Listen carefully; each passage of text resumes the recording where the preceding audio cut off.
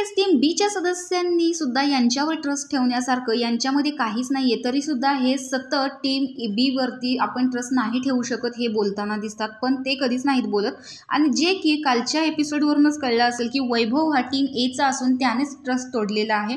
पण इकडे इरिना आणि घनश्याम बोलतायत की मला निखिल, अभिजित आणि आर्या या दोघांवरती बिलकुल ट्रस्ट नाही आहे, कारण बिग बॉसने कॅप्टन्सीच्या टास्कसाठी 2 टीम पाडलेल्या होत्या आणि यांच्या टीममध्ये इरिना होती, तर मला यांच्यावरती बिलकुल ट्रस्ट नाही आहे. Ma'am is a good character, माझं मत असं ती थोडं तुटक मराठीमध्ये सांगत होती घनश्यामला. आणि घनश्याम सुद्धा म्हणतो हो वर्षाताई खूप छान खेळतात. त्यानंतर योगिताचा विषय निघतो, तर योगितासुद्धा ज्या टीममध्ये असेल त्या टीमच्या बाजूनेच खेळते.